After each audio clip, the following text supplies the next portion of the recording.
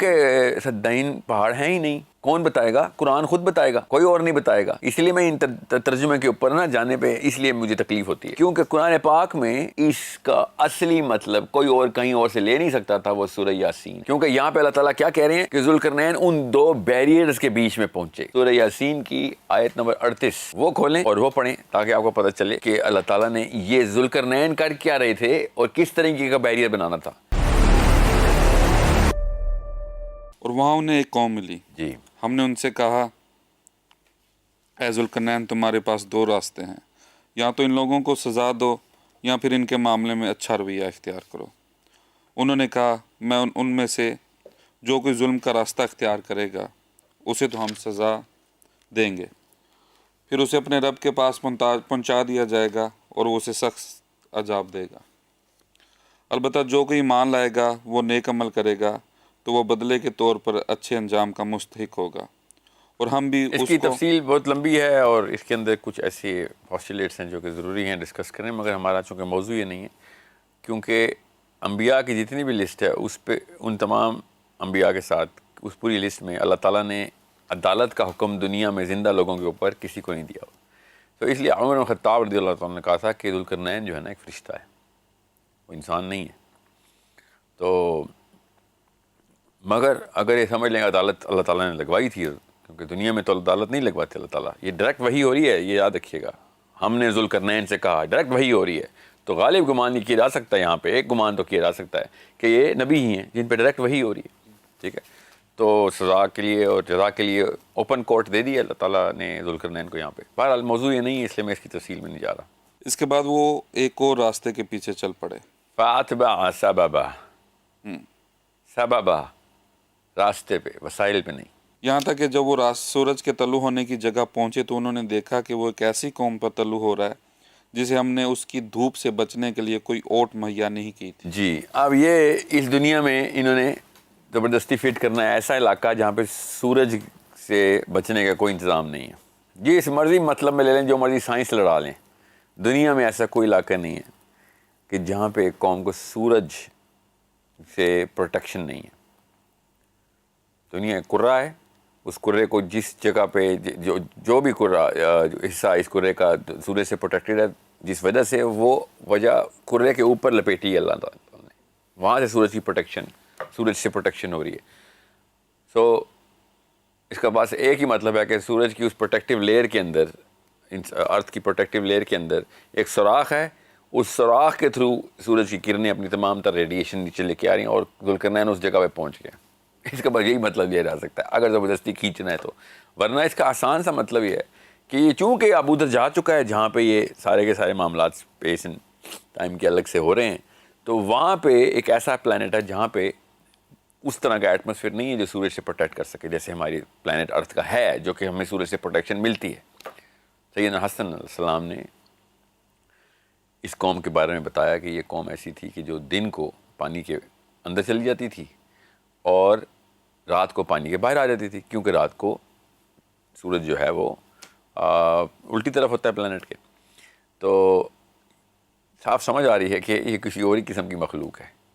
اب حضرت حسن علیہ السلام کے بارے میں کوئی یہ کہہ دے کہ یہ حدیث ضعیف ہے، تو جس نے بھی یہ حدیث ضعیف جھوٹ باندھا ہے حضرت حسن پہ، اس کو یہ پتہ تھا کہ ذوالقرنین زمین میں نہیں تھا، کیونکہ وہ مخلوق زمین ہی نہیں ہے جس کی وہ بات کر رہے ہیں۔ اور اگر یہ حدیث ضعیف ہے کسی بھی وجہ سے، مگر متن حضرت حسن علیہ السلام سے ہی ہے، تو پھر تو حسن علیہ السلام کو ہی پتہ تھا کہ وہ اس پلانٹ پہ نہیں ہے۔ تو شواہد تو ہمارے پاس سارے ہیں، صحابہ کی ٹیسٹمنی سے ہی سارے کے سارے شواہد دے رہے ہیں۔ تو اس لیے کوئی یہ نہ کہ سلف صالحین کو کوئی اور مطلب سمجھ آئے، ساحل میاں آپ کو کچھ اور، سلف صالحین کو جو بھی مطلب سمجھ آئے، صحابہ کو جو مطلب سمجھ آئے، میں ادھر سے کھینچ رہا ہوں، بیچ میں جو کوئی بھی آ جائے وہ میرا نبی نہیں ہے۔ تو نبی نے جن کو سمجھایا ان سے میں سمجھ رہا ہوں، انہوں نے یہ ڈائریکٹ لکھ کے دیا ہوا ہے۔ آپ کوئی قوی حدیث لے کے آ جائیں کہ ذوالقرنین زمین پہ ہی تھا، یا آپ ضعیف حدیث ہی لے آئیں کہ ذوالقرنین زمین پہ تھا، تو میں مان لوں گا۔ آپ کے پاس تو ضعیف حدیث بھی نہیں ہے، کبھی تو چھوڑیں۔ میرے پاس اگر ساری ضعیف حدیثیں بتا رہی ہیں کہ ذوالقرنین آسمان کی طرف گیا تھا، تو آپ کے پاس کم از کم ضعیف حدیثیں ہونی چاہیے کہ نہیں ذوالقرنین زمین پہ ہی گیا تھا۔ تو اس لیے یہ مت بتائیے کہ آپ کے بزرگان نے کیا لکھا ہے، میرے بزرگان اپنے بزرگان صحابہ اور اپنے نبی کی طرف سے آپ کو یہ بیانیہ جاری کر رہا ہوں. سو آپ نے کاؤنٹر کرنا ہے تو اسی انسٹرومنٹ کے اوپر کاؤنٹر کریں, اسی وزن کی کوئی دلیل لے کے آئیں, اپنے کسی بزرگ کے قول نہ اقوال نہ لے کے آئیں کہ انہوں نے کیا سمجھا. واقعہ اس طرح ہوا اور ذوالقرنین کے پاس جو کچھ ساز و سامان تھا ہمیں اس کی پوری خبر تھی. جی ہاں, اب اس آیت کے اوپر میں آپ تفصیل میں ابھی نہیں جا رہا ہوں کیونکہ اس آیت کا بہت بڑا مطلب ہے اللہ تعالیٰ نے کس طریقے سے بتایا. یہ نوح علیہ السلام کے بارے میں اللہ تعالیٰ نے اس طرح کی ایک آیت ارشاد فرمائی ہوئی ہے قرآن میں کہ جب وہ کشتی بنا رہے تھے.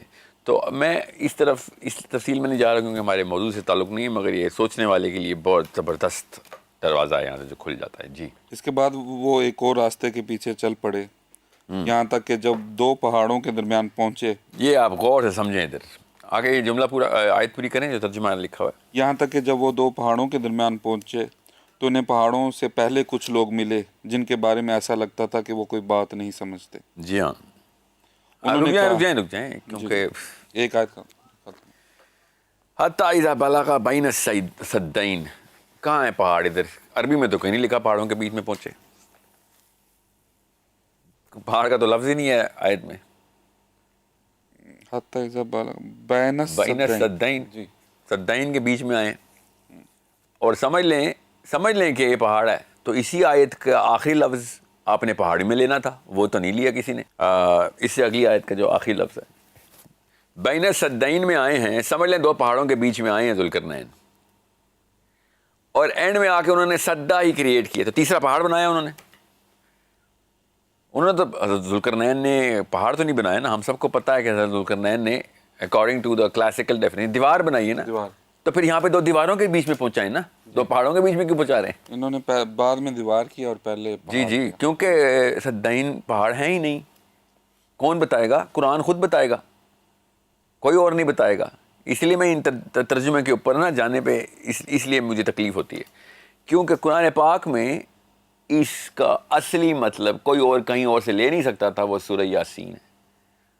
سورہ یاسین کی آیت نمبر 38 وہ کھولیں اور وہ پڑھیں تاکہ آپ کو پتہ چلے کہ اللہ تعالیٰ نے یہ ذوالقرنین کر کیا رہے تھے اور کس طریقے کا بیریئر بنانا تھا. کیونکہ یہاں پہ اللہ تعالیٰ کیا کہہ رہے ہیں کہ ذوالقرنین ان دو بیریئرز کے بیچ میں پہنچے. ایک بیریئر ادھر اور ایک بیریئر ادھر, اور بیچ میں ایک قوم ہے. وہ پیتھ ویز ہیں جس کے اندر بیریئر ہے, جس کے دروازے میں بیریئر لگے ہوتے ہیں, اور ان کے بیچ میں ذوالقرنین آ گئے اس وقت. آپ اللہ تعالیٰ یہ بتا رہے ہیں.